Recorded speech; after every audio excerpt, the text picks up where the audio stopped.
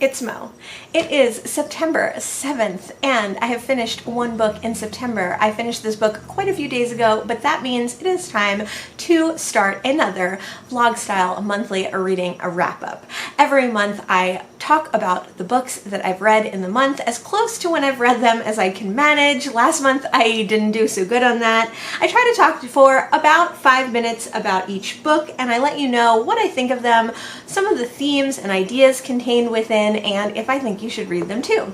The first book that I read in the first book that I read in September was Miss Pinkerton by Mary Roberts Rinehart. This is the second Mary Roberts Rinehart that I've read. The first one I read in July and I really loved. You can see my wrap-up for that book down below. Mary Roberts Rinehart was a contemporary of Agatha Christie and writing mystery novels around the same time, so these are modern classics. These are Golden Age mysteries, often set or written between World War I and World War II. Mary Roberts Rinehart is American, and she's definitely considered the queen of crime and the American Agatha Christie. Miss Pinkerton follows Nurse Adams, who is not only a nurse, but an assistant to a detective. She often goes on cases for this detective where she is the live-in nurse for a house that has either come under suspicion, a house that has had a murder, a house that has had a tragedy, a house that is part of a crime. And although she is there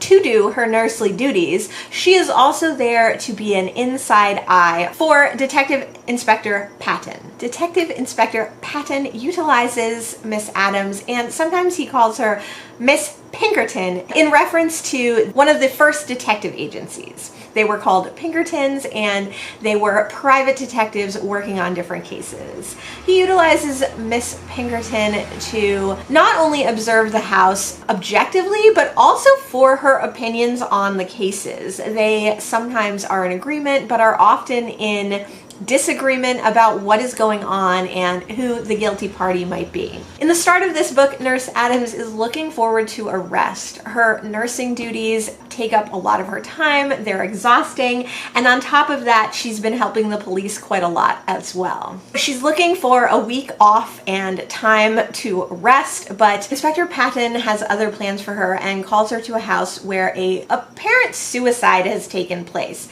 Detective Patton doesn't think that this is a suicide, and he puts Nurse Adams in place to observe the household. The suicide that possibly looks like murder, that possibly looks like accidental death, is the heart of this case, but lots of other things happen as well, and Nurse Adams is stretched to her breaking point and often quite terrified in this case.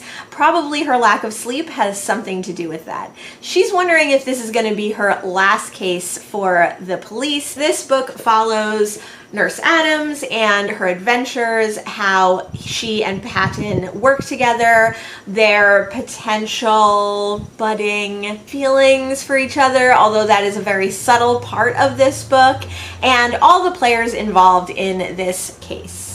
I thought this one was really interesting because of how our main character is an amateur sleuth, but not really an amateur sleuth. Like, she's worked enough for the police and her identity is established enough in this book, and we gather that just from reading it, that she has skills and a skill set to help the police, not only with her nursing, but with all the work that she's done for them up until now. I liked that there were many different people and players in this case, that there were people who you suspected who you felt definitely couldn't have done it, but you still suspected them, and a question of whether this was even murder at all. There's definitely comical parts in this, which I found in the first Rinehart book that I read as well, and there's also a little bit of tension between the nurse and the detective and their roles in this case, but also their roles in society and their gender roles. I did worry that this book was going to have a very similar outcome to the other book that I read by Reinhardt, The Red Lamp,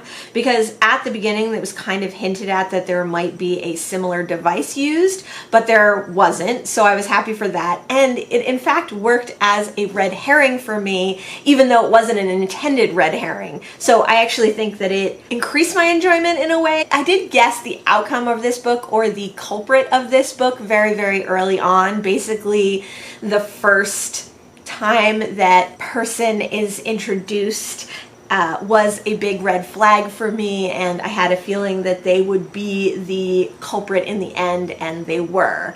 Now, I don't know if everyone would have gotten that. I think that there were enough clues to get it, certainly, and enough motivations, even though you weren't sure of those motivations at first. I would be interested to see what other people thought of this. I know that Kevi has read this, and I think Kevi and I are going to be reading the sequel, which is called The Haunted Lady, pretty soon, hopefully by the end of the year. Let me know if you've read any Mary Roberts Reinhardt. Let me know, besides The Haunted Lady, which book I should look out for next. I definitely want to continue reading her and read as much as I can of her work. That was the first book that I read in September. It is September 10th, and I have finished one more book in September. A couple of things to note is that my library is starting to come together. I will have a library update showing how I put these shelves in place. I have a few more shelves that I have to get together, but the rest of the room is totally crazy. But I am getting very excited for this room in general. It's going to be an office and a library, and it gets great light in the morning, so it is going to be a filming studio, and I'm just super, super excited about it. I also wanted to note that it's the 10th of September and I've only read 2 books, so I do feel like I'm in a little bit of a reading slump, but I hope not, because I had such a great reading month in August that I hope September is just as good. Now on to the next book, and that was Annihilation by Jeff Vandermeer. This book is about a expedition of women from all different scientific backgrounds who enter Area X. Area X is a slightly expanding area of wilderness that has cropped up along a coastline and is monitored by the Southern Reach. Now, we as readers are not explained really anything more than that. We don't know who the Southern Reach is, we don't know where this location is, we don't know what is happening, and the characters in this book are not told much more than that either. We follow the biologist, who is one of the originally 5 women who were going on this expedition into Area X. It's the 12th expedition that has entered Area X, and all the other expeditions have faced varying degrees of horrific outcomes or endings. The biologist is going because she's a biologist and because she wants to learn more about the wilderness and the creatures, flora, fauna, and everything in Area X, but also because her husband was part of the 11th expedition.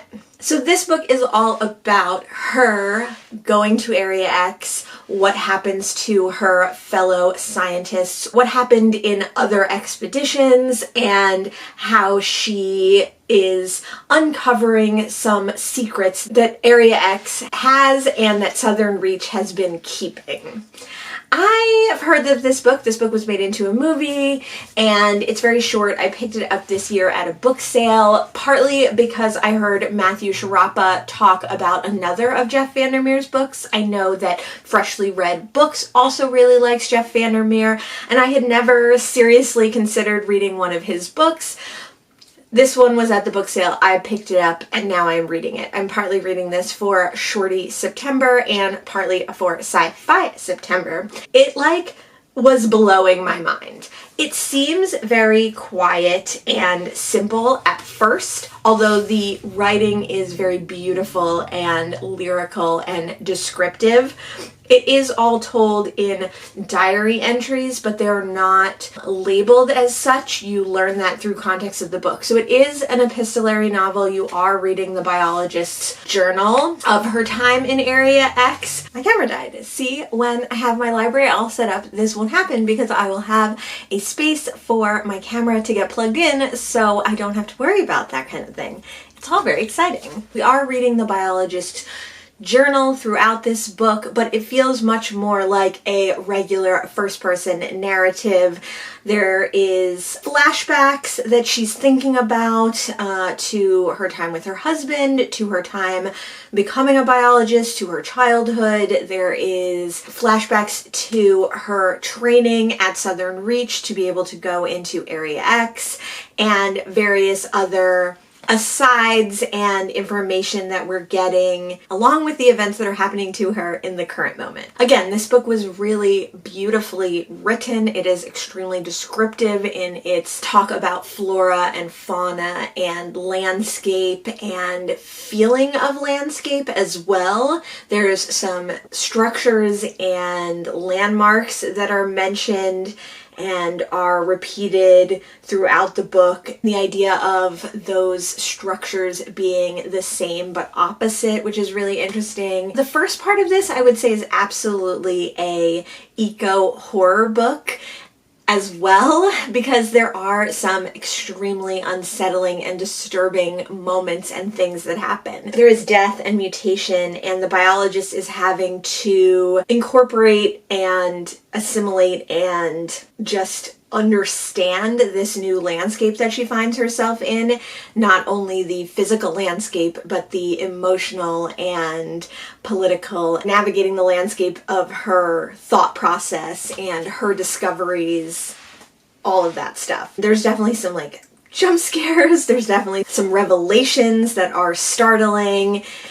But in the second half of the book, I think that the horror is much more toned down. There's still horrific moments, but you're not as frightened, possibly because the biologist isn't as frightened, possibly because she has resigned herself to the wild unknown of Area X and the things that she was told or not told about it. This book is part of a trilogy, and even until the last 40 pages, I had no idea how this book was going to end. I didn't know if it was going to be a cliffhanger. I didn't know if it was going to be a finite ending. I didn't know if it was going to be rooted in reality or rooted in fantasy. And I think that this book had a very soft ending, and it does make me interested to read on and see what the other two books in this trilogy are about. And actually, I think that there is going to be a fourth book as well, so maybe it's not a trilogy, maybe it's a series. Having read this book, I cannot fathom how the trilogy is going to go.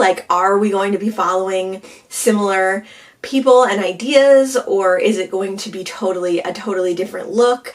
But that made me want to read the further books even more, because how is this a series? I don't know. Also, I don't understand how they made this a movie, because I don't know how people could have read this book and been like, oh, I could see that on screen, because it is so fantastical, otherworldly, even though it is rooted in earth structures and plant and animals, that I definitely want to see the movie, because how did they make this a movie? I have no idea. I can't imagine that the movie does justice to the visuals of this book, but I can imagine that it does justice to the creepy, horrific aspects of this book. And that was the second book that I read in September. I never know what day it is. It is September 14th, and I have read one more book in September. I read Well Played by Jen DeLuca. This is the second of the Well Met Virginia Renaissance Fair series. I'm sure it has a name. I don't know what it is. I read Well Met, the first book, last year, and it was one of the first romances I read, and I really liked it, and it was my favorite romance of 2021, and I was excited to read the next in the series. Well Met follows Emily, who comes to a small town in Virginia to help her sister with her sister's daughter, Emily's niece. One of the ways Emily helps her niece and sister is to join the local Renaissance Fair for the summer that her niece really wants to join, but can only join with an adult.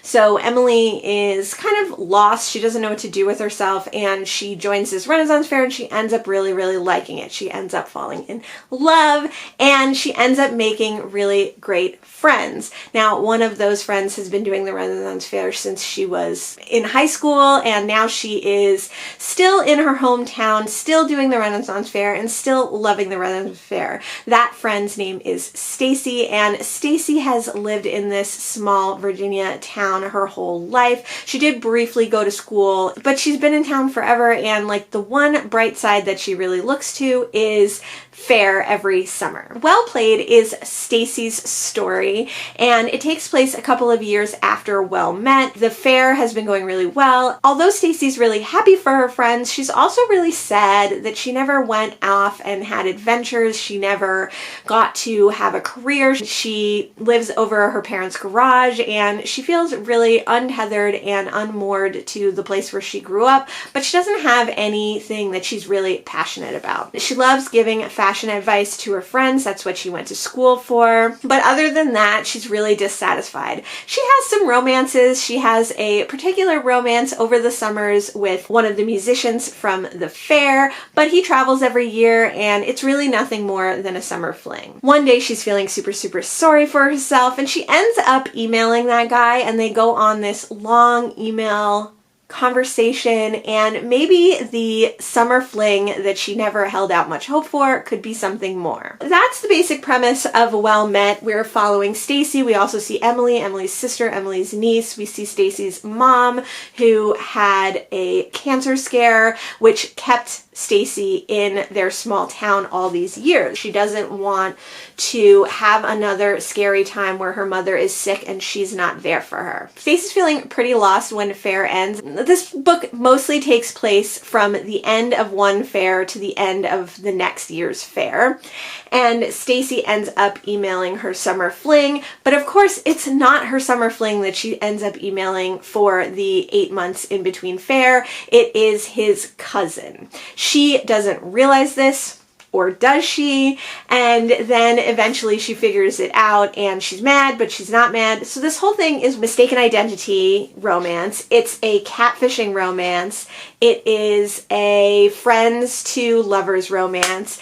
And I just really didn't like this one. Like, I liked Well Met so much. I thought it was really fun. I thought there were some aspects that could have been sped up in Well Met. I do think that in romance in general, there's a lot of like downtime that's supposed to be used for character development, but often is just boring. And Well Played was so boring. Halfway through the book, like nothing had happened. She was just emailing this man who she thought was one man, but is really a different man. Not only was there not really much character development, but there definitely wasn't much relationship building between the two people. And you knew the whole time that it wasn't really the person that she thought it was. And then later they kind of explain it away by her knowing that too. But like, that doesn't make it okay. Even if you buy into the idea that she like knew the whole time that it wasn't who she thought it was, and she was like fooling herself or like tricking herself into thinking that, it doesn't excuse the fact, one, but also it just makes her like a really pathetic character. Her character development was basically that she was just like a little bit of a slut, a little bit overweight, a little bit sad, and had zero personality. She's kind of like described to be this like super fun, happy-go-lucky, sexually promiscuous, like fun time gal with, you know, an underlayer of sadness and remorse. But there wasn't even anything interesting in the way that they talked about that. She had no goals in life. She had no drive to do anything different. Yes, she was trapped in the small town by her fear of losing her mother and her reticence to branch out and do something different, but it wasn't even explored as to why she felt scared to pursue her own dreams, and we didn't know what those dreams were. All we knew was that she liked fashion, she went to school for it for a minute, and she liked the fair. The fair made her really comfortable. But nothing about any skills that she might have in the fair. If anything, we talked about how she had no skills, or she believed she had no skills, or other people believed she had no skills, and then she did. She was totally fine. She had skills. It was just very uneven. It was very long. It was very boring. And the romance between the two people happens supposedly over these like 8 or 9 months of emailing, but then she wasn't even emailing the person she thought she was. So when they do gain a relationship, it's like they know each other, but they don't know each other. There was just no chemistry, not really. The one steamy scene was not, I mean, it was just boring. Okay, I liked the representation of a bigger body, a not very small body, and I liked that she initially didn't feel bad about that she kind of enjoyed, or at least she accepted her own body. But later it does come up that she is self-conscious and she is not in love with her body, which, okay, none of us are in love with our bodies. All of us have self-conscious issues about our bodies to a certain extent, whatever that is. So in a way that made sense, but in another way, it just kind of negated what she had earlier said about being okay with her body. And it definitely implied that because she was heavy, she was also promiscuous, which has nothing, one has nothing to do with the other. And it's fine to be promiscuous and have summer flings and have sex with people that you never plan to see again, or that you only want for that particular part of the relationship. And like at first it felt like the book was being okay with that, but later it like went back and she started to regret the time that she had with the love interest's cousin. I didn't like it. I didn't like the tropes that were used. I didn't like the representation.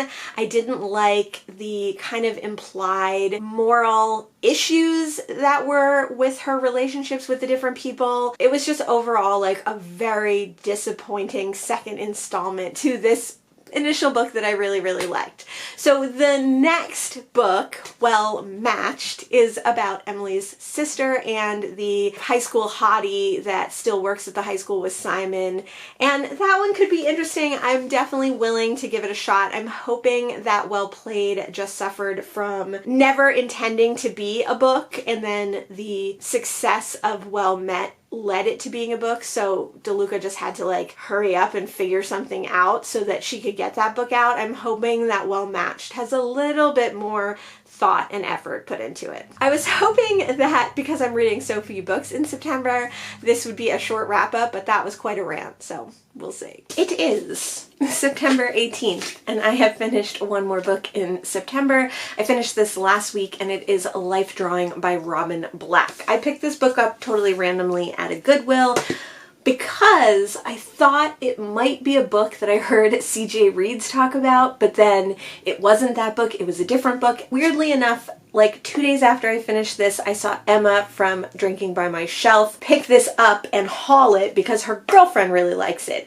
I've never heard anyone talk about this book, but I really enjoyed this literary fiction. This is definitely a more literary fiction or contemporary literary fiction than I'm used to normally reading. I do read literary fiction, but it tends to be more like modern classics or translated contemporary literary fiction. It is about a couple of artists. One is a visual artist and one is a writer, and they had previously been living in Philadelphia, Pennsylvania, United States, but when they inherit some money from the writer's aunt, the couple decides to move to a rural area of Pennsylvania onto a remote farm. The couple have had some issues in their marriage, and this has led one or the other of them to be in an artistic slump.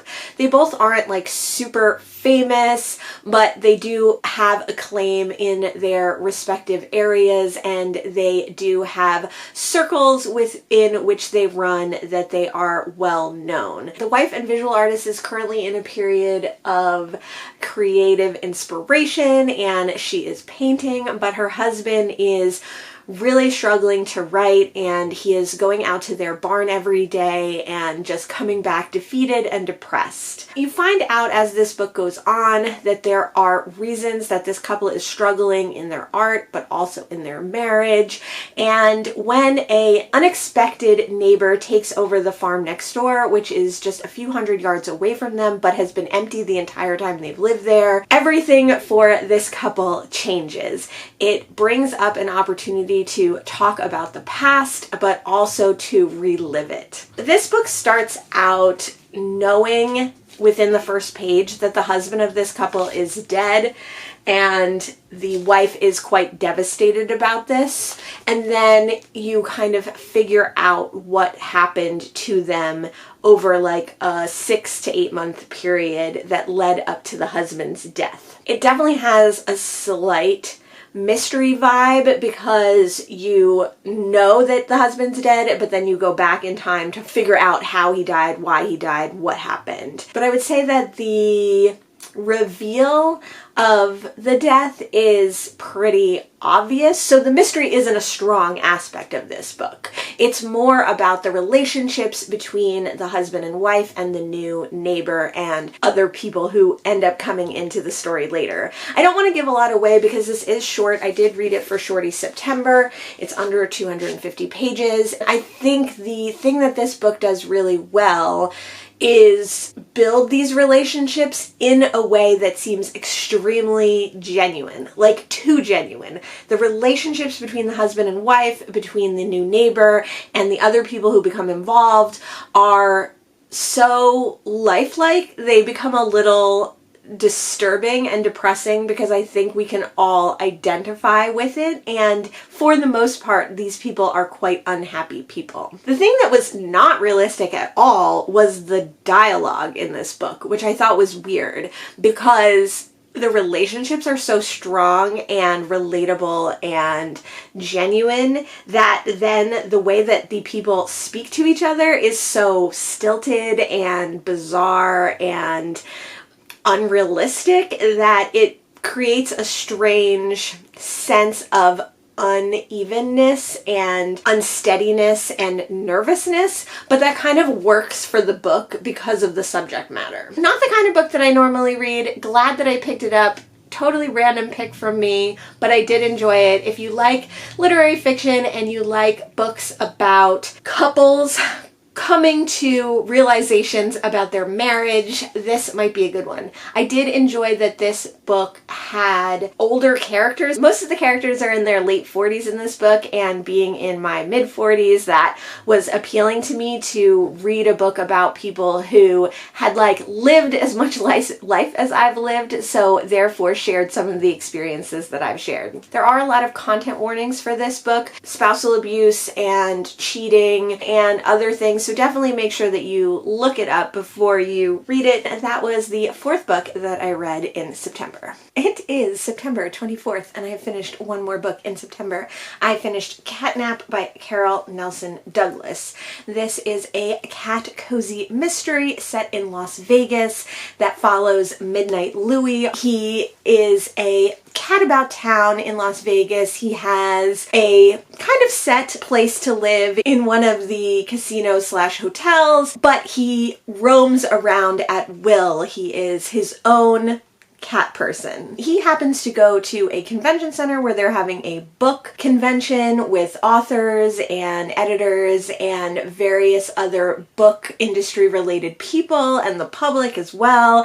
And as he's walking in the convention center at night, he stumbles upon a dead body. Not wanting to take the fall for this obvious murder, Midnight Louie devises a way of getting someone else to discover the body. Turns out that the body is that of a book editor and small press runner, and he has been stabbed up through the abdomen and murdered with a knitting needle. Temple Bar is a PR woman, but she kind of wishes she was a PI, and she quickly takes up part of the investigation by helping the police interview different people and figure out what's going on at this book convention and figure out why someone would want to murder this editor. That's the basic premise of Catnap, and of course it follows a pretty well-trodden path of cozy mysteries where Temple is interviewing people and finding things out. She has a little bit of an adversarial relationship with the officer who's assigned to the case, and the whole time she is getting to know Midnight Louie.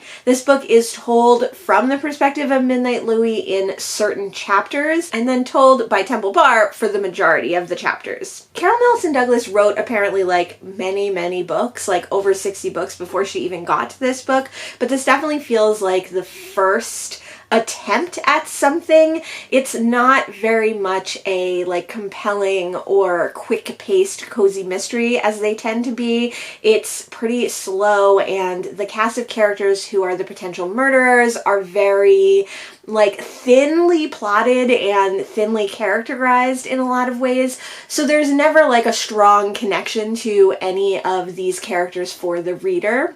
And Midnight Louis is told in a very like noir, ladies' man, obnoxious kind of way. So you're not really excited about him either. And you get to know very little about Temple Bar throughout this too. She had had a more prestigious career, and a love affair landed her in Las Vegas, and now she's kind of trying to pick up the pieces once that love affair ended. It's very thin. I would say this whole novel is like very thin. There's not a lot here to really grip the reader and make them really want to continue on with the series. Now, this is in like stark contrast to the Cat Who series, which I reread one of last month and I've read previously in my life. It's compared to the Cat Who series on the back, but it's like not as good. This does have some interesting conversations about abortion. It's weirdly timely for the time now because this takes place not too long after Roe was enacted. So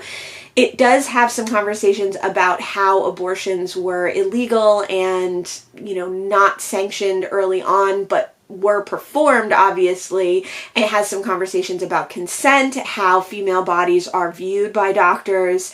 So it does have some like interesting, more heavy-hitting topics in it. And those topics do work with the story, but obviously are also an agenda for the author.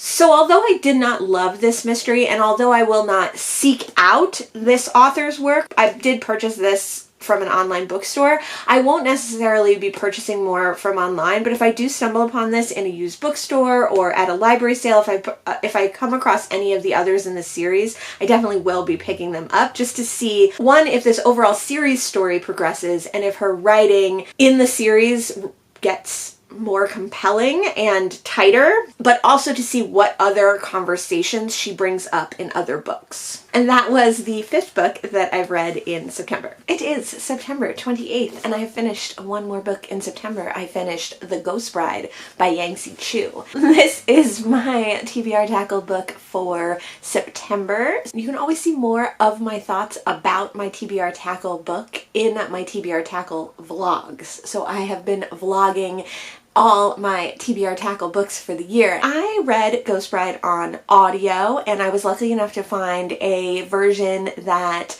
Yangsze Chu herself read, which was very cool. Always love listening to books that are read by the author, even if they're not the greatest readers, because I think they do emphasize things and emotionalize things that maybe a just reader of the book, interpreter of the book wouldn't necessarily pick up on. I found this physical copy in a little free library earlier this year, and I was able to like follow along and see where my progress was. I didn't read it physically at the same time as listening to it, but I would come to it and kind of see where I was and how far along in the book I was. So I'm getting closer to that idea of reading both physically and by audio. This book follows Li Lan, who is a Chinese woman living in Malay. So her family is Chinese, both her father and mother were Chinese, and her caretaker nanny is Chinese, but they are all living in Malay, which is Malaysia.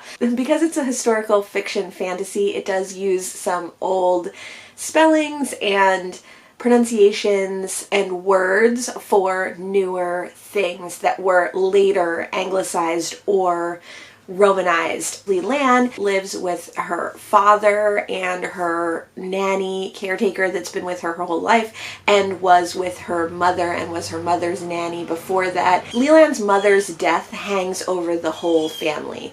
Li Lan's father has turned to smoking opium, and he has many, many debts, and Li Lan has a shadow of her mother who she never really knew hanging over her, and her nanny tries to mother Li Lan as best as possible. And one of the things that the nanny wants for Li Lan is to have a good marriage. When she finds out that a local high society family wants to marry her off to their dead son as a ghost bride. She is pretty shocked. She definitely does not want to be a ghost bride. When you are a ghost bride, you are married to a ghost and you live with the family as a widow. So this is not a great prospect for a young, healthy, beautiful woman such as Leland. So her family kind of dismisses it, but this well-to-do family really pushes her and she starts to see the ghost of this young man. Many things occur that lead her to be between worlds, be between the spirit world and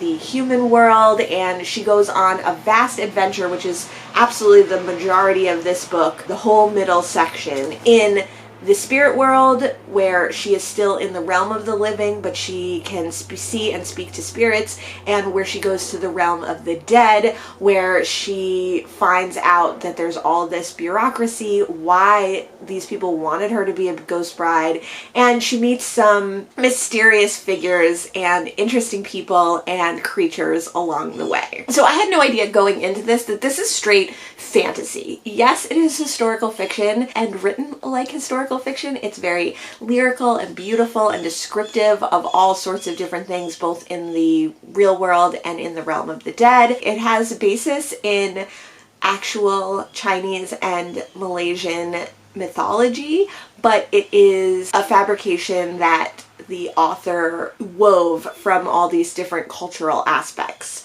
It's really beautiful and it is really interesting that these different actual cultural aspects show up in this fantasy world, but it's high fantasy and it has some romance, it has a little bit of a love square kind of, it has political intrigue, it has coming of age, it has a aspect of reuniting with family, both those you lost and those that you couldn't connect with. It has a little bit of mystery slash thriller aspects. There's some thrilling moments in this, but overall it reads very much like a Studio Ghibli movie. It's beautiful and long and slow, creates around the reader a whole new environment. So overall, I really enjoyed this book. Fantasy is definitely not something I read, and like I said, I had no idea. I thought this was a straight historical fiction. I had originally picked this up because I'd heard a couple of good things about it, but I really wanted to read Night Tiger by Yangsze Chu, which I also own. This one got picked first because it was filtered into my TBR Tackle game. This definitely leaves you wanting more of this universe and of this reality. So I would recommend this for fans of standalone fantasy. I would recommend this for fans of Chinese or Malaysian cultural historical fiction too, but if you want something a little bit different. And this was the 6th book that I read in September. It is September 29th, and yesterday I read an entire book. I read Heather, the Totality by Matthew Weiner. I didn't realize at the time, but Matthew Weiner is the creator of Mad Men. This novella is very short and it has lots of little vignettes. It's told in an extremely matter-of-fact, plain language kind of way. There's no misunderstanding or subtext in this book.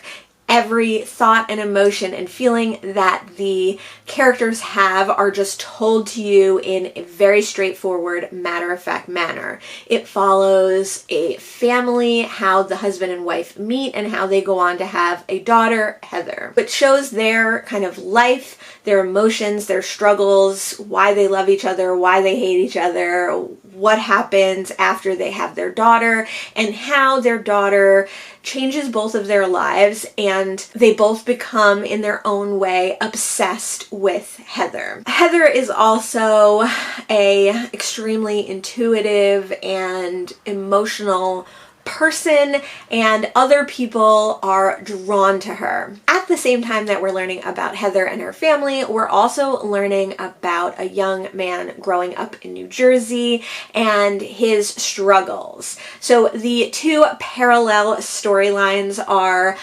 running with much more information given to Heather and her family and only bits of information given about Bobby. But right away you understand that the two stories are going to collide at some point, and there is definitely a underlying current of tension throughout this book, both tension for how seemingly good this family's life is and that some tragedy might occur, and the tension of how Bobby's very unfortunate and misguided life is going to collide with Heather's family's life. I really like this one. I don't usually like books where you feel that tension, but because it's so short, it's only 134 pages, you are compelled to keep going. One of the reasons that I read this all in one day was because of that feeling, but also because I was doing some experiments to try and get out of a reading slump. I've had this one on my TBR for quite a while. I found it in a little free library and it's been in a try a chapter. Although it wasn't the most exciting book to me, it was one that I did want to read, so I'm quite happy to have read it. I think the depiction of how having a child changes people's relationships and their feelings about themselves and about others was interesting. I think that the idea that people put their unhappiness on certain people, or maybe the lack of responsibility for their own unhappiness, was an interesting idea. I thought the look inside of a disturbed mind was quite interesting because it's in such a matter-of-fact type style. But overall, I don't think that this book is going to stick with me very long. I don't think that this book is going to have a huge impact on my thought process or my reading. I did enjoy it, and I certainly would recommend it for those who like stories of difficult parenting, for those who are interested in stalker-ish books, and for those who just want something super short, sharp, and easy to get through in 24 hours. So that was the 7th book that I've read in September. I don't know how much more I'm going to finish. That might be the last book. If it is, I will come back to you with my wrap-up of the wrap-up, and if not, you'll see any other books that I read in September. I did not read anything else in September, so the last book that I read was Heather the Totality, and this was by far my smallest reading month by like many books. So I only read 7 books in the month of September, and I'm happy with the books that I read. Some of them I really enjoyed. Some of them were on my shelves for a long time and I was happy to get to, but I definitely was also in a reading slump. So it's not, I don't think it was the book's fault. I think it was more like life, and a little bit the book's fault with Well Met, because Well Met did, I think, harbinger or bring on my slump. But you can see more about my slump and how I tried to get out of it in my reading slump vlog, which will be coming out soon. I mean, I read some books that I really liked. I read a book that could be in my top 10 of the year. I read a book that has been on my shelf for a long time. I read a book that I had no idea what it was about and enjoyed quite a bit. I read another Mary Roberts Reinhardt. I worked on a Cat Cozy Mystery vlog. I read my TBR Tackle book of the month. So a lot of good things did happen. There's not much diversity here. I did read one book by a person of color, an Asian American author, but other than that, I really didn't have much diversity at all. That's a little bit disappointing, but that is also what's going to happen when you only read 7 books in a month. I didn't even make my 8 books, which is generally like where I like to sit. That's like where I feel happy, is if I read, 2 books a week essentially. I don't feel bad about reading less books though, because obviously I was in a slump. That's not something that you can necessarily control, although you can try to get yourself out of it. It's okay to slow down in your reading, and it's okay not to read 12 books a month, which is where between 10 and 12 is where I've been sitting all year, with a few like 9 in there. The lack of diversity could be contributed to that I just read less books. I also was specifically reading books for readathons like Sci-Fi September. Overall, fine to have slowed down. Happy to feel like I'm getting out of that slump, and hopefully in October I will have more books to talk about and hopefully more diverse books to talk about. Happy to be reading books for videos that I want to do. Happy to be reading books that I really, really enjoyed. And happy to pass on that, like, even if you're in a reading slump, you'll get out of it. Even if you're reading slowly, that's fine. So overall, not the best month, not the worst month. Those were the 7 books that I read in, I was going to say July. What the heck? Those were the 7 books that I read in September. Let me know if you felt really happy with your reading, if you felt a little slumpy with your reading. Let me know what your tips and tricks for getting out of a reading slump are. Let's all hope for a better feeling October. Thanks so much for joining me today, and I'll see you in the next one. Bye!